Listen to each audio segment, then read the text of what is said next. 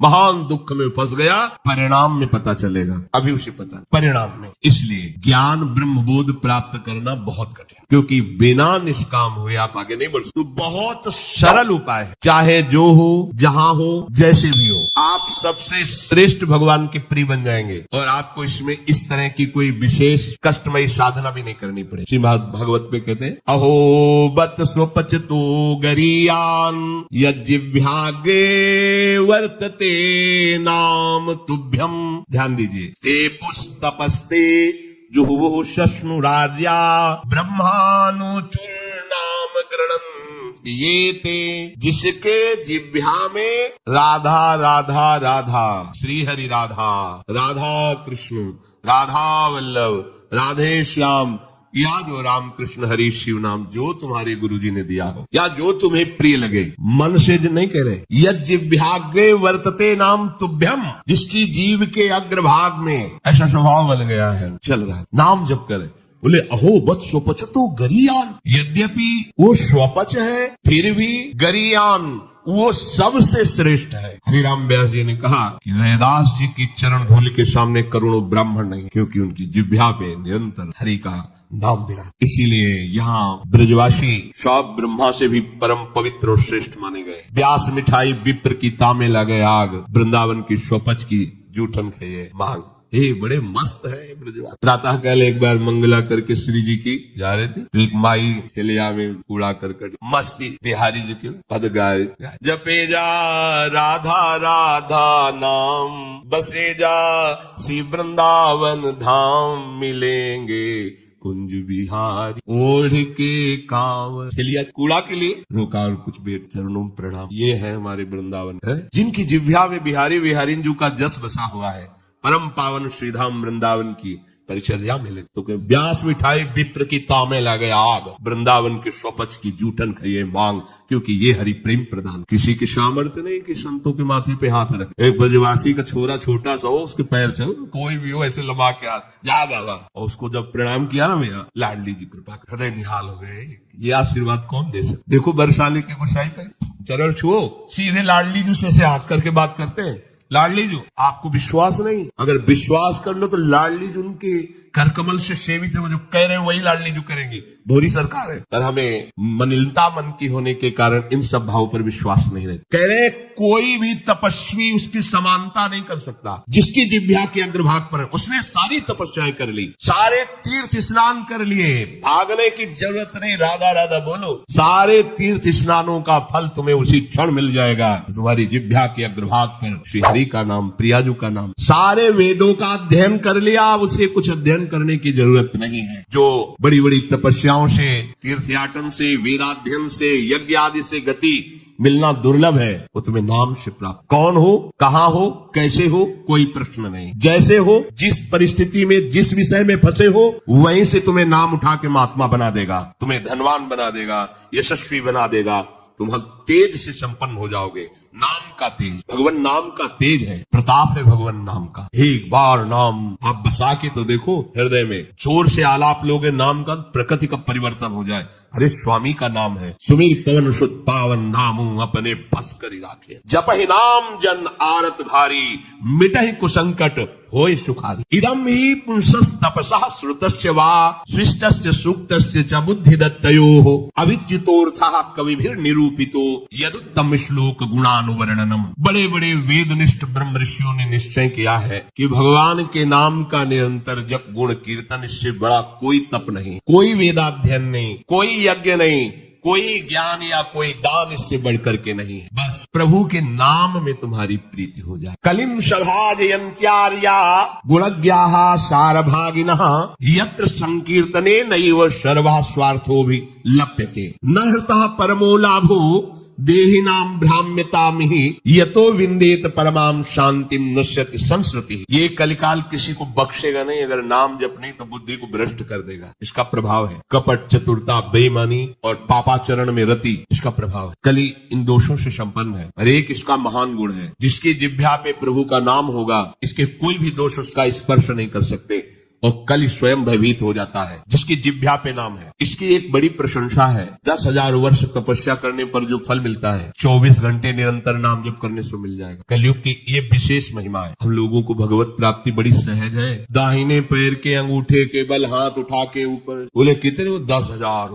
10 second में नहीं खड़े हो सकते। नहीं, दाहिने पैर के अंगूठे के बल हाथ उठा के 10 सेकंड में नहीं खड़े हो सकते। और वो अवश्य भगवान की प्राप्ति की बात नहीं कही गई है। वो अलग अलग कामनाओं की अलग अलग 24 घंटे नाम कीर्तन करने से वो फल प्राप्त हो जो उनको 10,000 वर्ष ऐसे करने से। कलयुग का बड़ा प्रताप। जो तुम स्वार्थ की पूर्ति चाहते हो या परमार्थ की पूर्ति चाहते हो या तुम रोग का नाश चाहते हो, तो एकमात्र उपाय है भगवान के नाम का निरंतर। निरंतर शब्द में बड़ी कठिनता है। महात्मा जन इसी का प्रयास करते। अव्यावृत भजना, ये सिद्ध अवस्था है निरंतर भजन। आपसे निरंतर ना हो तो थोड़ी थोड़ी देर में स्मरण करने का अभ्यास बना लीजिए। एक बार सत्संग में अगर 5 मिनट में एक बार राधा बोल दो, हर 5 मिनट में एक बार राधा बोलना है। राधा 5 मिनट फुर्सत करो, चिंतन या कार्य जो कर, पर 6वां मिनट न लगने पावे फिर बात राधा। एक दिन आप देखना निरंतर नाम चलने लगे। इससे विषयों के प्रति जो आसक्ति है वो एक बार तो बढ़ेगी। होम्योपैथिक दवा जैसे रोग एक बार उभरेगा, आपको लगे वो बढ़ती नहीं, अंदर छुपी हुई निकलती। ध्यान से सुनोगे तो प्रश्न खत्म हो जाएंगे। अपने लोगों के प्रश्न रहते हैं, जब भजन में बैठते हैं तो बड़ा मन चंचल होता है, बड़ी गंदी बातें आती हैं, ये वो। हम भी कह रहे हैं, जब आप नाम जपना शुरू करोगे तो पहले आपको जलन होगी, आपके अंदर ये विकार दिखाई देंगे, पर ये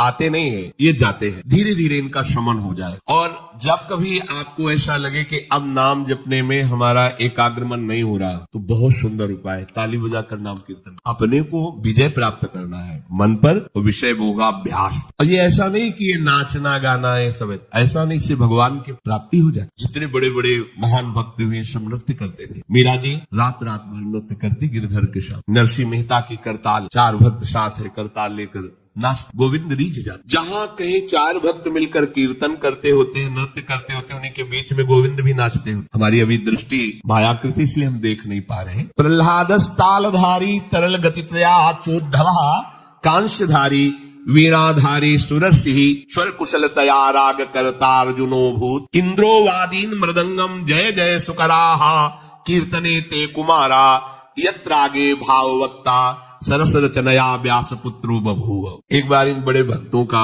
मिलन हुआ। श्री प्रहलाद जी, उद्धव जी, नारद जी, सनक सनंदन जी, सुखदेव जी आदि। अब इतने बड़े महापुरुष एकत्रित हुए तो भगवान को बुलाया जाए प्रगट में। बोले एक ही उपाय है, मद भक्ता यत्र गायंती तत्तिष्ठाम। नारद जी ने कहा भगवान वही आ जाते। तो श्री प्रहलाद जी ने ताल देना पड़ा। ये भगवान को बहुत प्रिय है। अगर आपको कोई संगीत नहीं आता तो भगवान का प्रिय संगीत है ये। राधा राधा राधा राधा राधा। ना किसी की जरूरत है और ना किसी के सहयोग की। ले भाई ढोलक हारमोनिया अगर नहीं बजा लेते, कोई राग ले, हम कह रहे कोई राग ले, राधा राधा राधा राधा ताल की, ये हमारा ताल बज रहा है।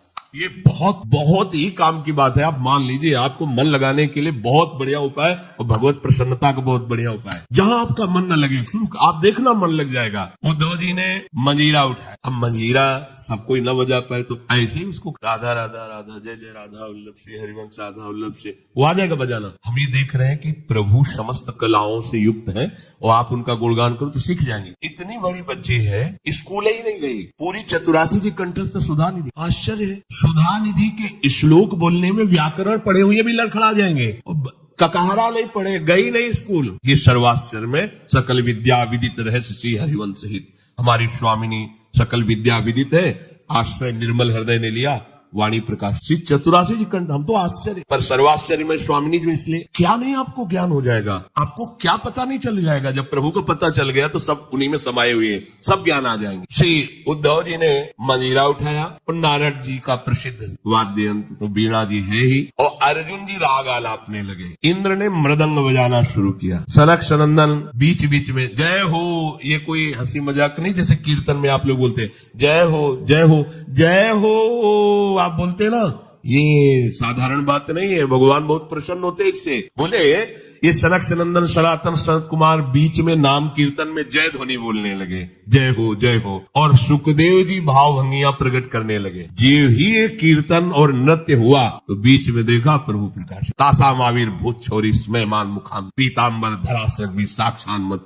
और वो भी कोई खड़े नहीं हुए, वो भी तो नटवर नागर है, सकल कलाओं में प्रवीण, तो प्रभु नृत्य कर रहे हैं, भक्त जन आसपास मृदंग में। कैसा आनंद, ये जो आनंद आपको आता है, तो आनंद कौन है जानते हो? श्री कृष्ण सच्चिदानंद रूपाय, उनका रूप क्या है?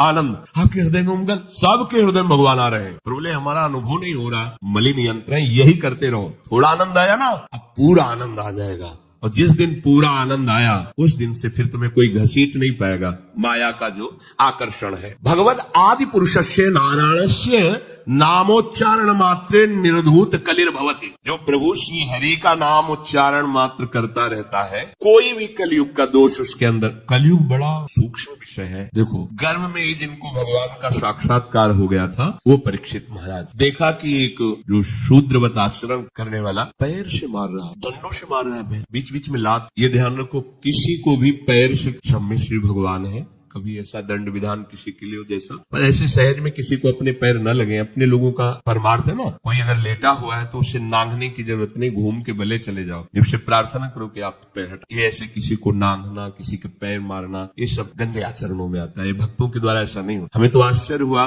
पूज्य श्री चंद्रशेखर बाबा के एक जो अंग सेवी थे, उन्होंने बताया कि बाबा का श्री चरण एक बार हमारी पादुका को छू गए, तो बाबा पादुका को ऐसे हम कहा, अरे बाबा हम मर गए, ये क्या हमारी पादुका? बोले तुम थोड़ी हो, तुम तो हरि के शरणागत वैष्णव हो गए। अब वैष्णव की पादुका पूज्य होती है, उसमें पैर कैसे? बाबा के उसी से है, और बाबा उनकी पादुका को, ये है भाव, वैष्णव भाव, ये भगवत भाव। हम गुरु हैं, चेले का तो ऐसा नहीं, पूज्य हो गया, वो भगवान का दास हो गया।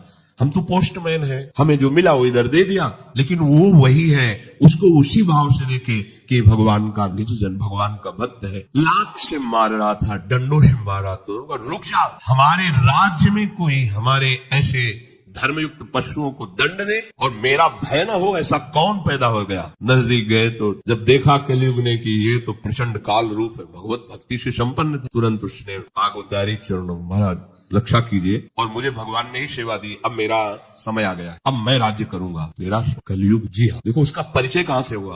अधर्माचरण से। तो उनका जब तक मैं जीवित हूं तब तक तेरा राज्य नहीं आने। हमारी प्रजा में अधर्माचरण फैले, होगा, आपको कुछ न कुछ तो स्थान देना ही होगा कि आप ठीक मदिरालय, और जो मदिरा सेवन, और जहां शरीर को बेचा जाता हो, भ्रष्ट आचरण किए जाते हो, जहां जुआ खेला जाता हो, ये द्वित कीड़ा, मद्यपान करना, व्यभिचार करना। व्यभिचार उसे ही कहते हैं जो धर्म से रहित काम संभोग होता है, जो अपनी एक पत्नी व्रत रहकर भगवान की भावना से संतानोत्पत्ति की क्रिया, उसे व्यभिचार नहीं कहते, वो दोष युक्त नहीं, गृहस्थ धर्म के अंतर्गत है। लेकिन जो अन्य ऐसी भावना, कलयुग को आदेश दिया कि आप रह सकते हो, जो मदिरा पीता है, जो भ्रष्टाचरण करता है, और जो मांस खाता है, और जो देव कीड़ा करता है, आप, क्योंकि वहां कोई ऐसा करता ही नहीं, यहाँ रह सकते। उनका महाराज आपने सब गंदे गंदे स्थान तो दे दिए, थोड़ा तो सांस लेने की जगह दो। उनका ठीक, अधर्म से कमाया हुआ स्वर, उस पर वो खुश हो गए। हाँ ठीक है महाराज, आपकी आज्ञा के विरुद्ध बिल्कुल नहीं चलूंगा, चलेगा। जरासंध का जब वध हुआ था तो उसका मुकुट जो था विजय में, तो भीम ने ही तो भगवान की प्रेरणा, तो अब ये उन्हीं के तो वंश में है ना। धरते ही शिकार की वृत्ति जागृत हुई, जंगल में गए, शिकार तो मिला नहीं, प्यास से व्याकुल हो गए। एक महात्मा समाधि में बैठे हुए थे, उनके आश्रम में प्रवेश किया। महात्माओं के आश्रम में प्रवेश करने की मर्यादा होती, पाग, अस्त्र शस्त्र, अपना पद का भाव ये बाहरी रख, क्योंकि यहाँ सर्व लोक महेश्वर भगवान के चिंतन में लगे हुए हैं, और विश्वास रखे कभी अमंगल नहीं हो सकता। तुम्हारे अंग रक्षक तुम्हारी रक्षा नहीं कर सकते जैसा भगवान नाम रक्षा करता है। तो भगवान नाम का वहाँ सुरक्षा कवच होता है, जहाँ भगवत प्रेमी महात्मा होते हैं। इसलिए बहुत जगह शास्त्रों में पाया गया है, जैसे कर्ण ऋषि के आश्रम में दुष्यंत जी तो अंगरक्षकों को बाहर ही छोड़कर अपना राजमुकुट और चरण पादुका उतार करके बड़ी दैन्यता से, ऐसे कई जगह महात्माओं के, पर आज ही भूल गए। ऐसे आश्रम में प्रवेश किए, घोड़े से उतरे, कोई है, प्यास लगी है, तो ये मर्यादा है कि यदि राजा पधारे तो खड़े होकर उसका स्वागत, क्योंकि हम राजा के राज्य में रहकर भजन करते हैं। वो राजा हमारे भगवान का स्वरूप है, उसका खड़े होकर स्वागत और अर्घ आदि दिया जाए, ऐसा पूर्व ऋषियों ने किया है। अब वो समाधि शमीक ऋषि, उनका नजदीक गए, बड़े बड़े महात्माओं के दर्शन किए होंगे, तो क्या जानते नहीं कि समाधि अवस्था में है। समाधि अवस्था केवल शरीर दिखाई दे रहा है, बाहर से आप उसे मृत जैसा भी कह, अमृत स्थिति है, प्राण वायु ही संचलन नहीं हो रहा है, वृत्ति अंदर से बाहर से सब क्रियाएं रुकी हुई, समाधि की अलग अलग स्थितियां होती। तो आज इनको देखो कलयुग का प्रभाव, उनको ढोंग नजर आ रहा है। राजा आया, इसे क्या बात करना है, बस ये बात सोच करके तुम आंख मूंद के बैठ गए। और बाहर निकले, देखा एक मरा हुआ सर्प पड़ा हुआ था, उसे उठाया उनके गले में। ये कलयुग का दोष, एक महात्मा पर पाखंड का आरोप। जब कलयुग चढ़ जाएगा तो तुम्हें सब ऐसे नजर आएगा, सब पाखंड, सब भ्रष्ट है, अरे सब नाटक, कलयुग का स्वभाव। और उनका अपमान करने की चेष्टा, ये अपमान है। अच्छा, उनको पता भी नहीं है कि कोई आया है, कोई ऐसी चेष्टा। चले गए। कुछ ब्रह्म ऋषि बालक कोई सेवा कार्य से आश्रम में प्रवेश किए तो देखा समीक ऋषि के गले में मरा हुआ सर्प। यहाँ बाहर वनवासियों से पूछा कौन आया था, बोले चक्रवर्ती सम्राट महाराज परीक्षित। दूसरा कोई नहीं गया, नहीं तो ऐसा अमंगल कार्य, इतना उनका अभद्र व्यवहार एक ब्रह्म ऋषि से। छोटे छोटे बालक ही ऋषियों के थे, गए और श्रृंग ऋषि तर्पण कर रहे थे सूर्य भगवान का, तो जाके कहा कि आपके पिता के गले में मरा हुआ सर्प महाराज चक्रवर्ती सम्राट परीक्षित ने डाल दिया है। ऐसा धर्म का शासन करने वाला राजा अब इतना अधार्मिक हो गया कि संत महात्माओं की स्थिति को भी नहीं जानता और अपमान कर दिया। ये समझते हैं कि इनको कोई दंड नहीं दे सकता, तो ये भूल करते हैं। ये दंडधारी राजाओं से भी बढ़कर प्रचंड दंड देने का अधिकार ब्रह्म ऋषियों के बालकों को भी है। जल उठाया और कहा मैं सत्य को साक्षी करके इस राजा को शाप देता हूँ, 7 दिन के अंतर्गत भयंकर रूप धारण करके तक्षक डसे, उसकी 7वें दिन मृत्यु हो जाए। अब आए अपने पिता के गले में लिपट कर रोने लगे, बहुत हिलन डुलन रोने की आवाज, धीरे धीरे प्राणवायु संचलित, आंख खुला और कहा रो क्यों रहे हो? उन्होंने कहा सर्प डाल करके परीक्षित जैसा अपमान, कोई बात है, और हमें चाहिए था कि हम उनका उठकर स्वागत करते, उनको जला भी पिलाते, गलती हमारी। देखो ब्रह्म। तो अन्य ऋषि बालकों ने कहा कि श्रृंगी ने तो शाप दे दिया, तुमने भयंकर ऐसा किस कार्य, वो शाप के योग्य, क्या साथ दिया? बोले 7 दिन में तक सक्षर पाएगा 10। अब तो उनकी भी सामर्थ्य नहीं, पिता की भी की मिटास। ब्रह्म ऋषि के वचन ऐसे नहीं होते, तो ना ब्राह्मणत्व रह गया, ना तपस्या रह गई, न भजन रह गया है, ना भाव रह गया है। दिन भर हम झूठ बोलते रहते, तो हम कुछ भी बोले क्या लागू होगा? सत्य का चिंतन करता है, ब्रह्मचर्य से रहता है, सत्यवाणी बोलता है, वो आज भी बोल दे तो वैसे ही हो जाएगा जैसा बोल। एक बालक के वचन को ब्रह्म ऋषि भी नहीं मिटा। अपने शिष्यों को भेजा, जाओ निवेदन करो महाराज परीक्षित को। उधर हो गए, जीव ही मुकुट उतार कर, ये क्या हो मेरे द्वारा, ये क्या, हाय हाय मच गया हृदय में। मैं किसी महात्मा के साथ ऐसा व्यवहार कैसे कर सकता हूँ? भगवान मुझे दंड दे, ये है धर्मात्मा का, भगवान मुझे दंड दे, बिल्कुल क्षमा न करे। इतने में ऋषि के शिष्य पहुंच जाते हैं और कहा महाराज आपको एक सूचना है, बड़ी अशुभ सूचना। आपके द्वारा जो कृत्य हुआ उसका दंड विधान संज्ञ ऋषि ने कर दिया है।